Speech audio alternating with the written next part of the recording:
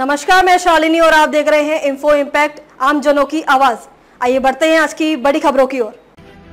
हिंद महासागर में अब चीन की खैर नहीं, आईएनएस तुशिल भारतीय नौसेना में शामिल, दुश्मन को तबाह करने की खूबियों से लैस। रूस द्वारा निर्मित गाइडेड मिसाइल युद्धपोत आईएनएस तुशिल को सोमवार को भारतीय नौसेना में शामिल कर लिया गया। रक्षा मंत्री राजनाथ सिंह, नौसेना प्रमुख एडमिरल दिनेश के त्रिपाठी और अन्य वरिष्ठ भारतीय अधिकारियों की उपस्थिति में इस जहाज को रूस के तटीय शहर कैलिनिनग्राद में भारतीय नौसेना को सौंपा गया। भारत को मिलेंगे 4 टोही युद्धपोत।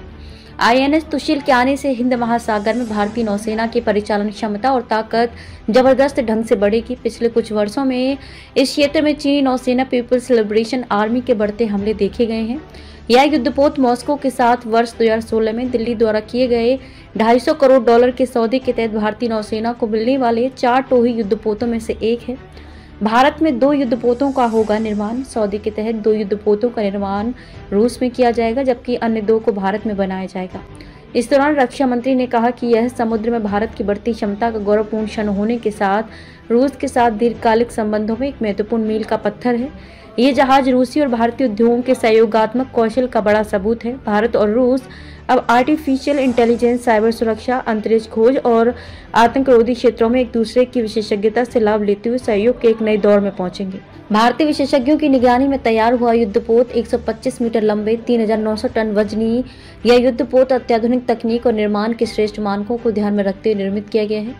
इनकी नई डिजाइन जहाज की टोही विशेषताओं और स्थायित्व को मजबूत बनाती है। कैलिनिनग्राद में इस जहाज के निर्माण पर भारतीय विशेषज्ञों की टीम द्वारा लगातार करीबी से नजर रखी गई। आईएनएस तुशिल की खूबियां, ये रूसी जहाजों के क्रिवाक श्रेणी की तीसरी पीढ़ी का अत्याधुनिक युद्धपोत है।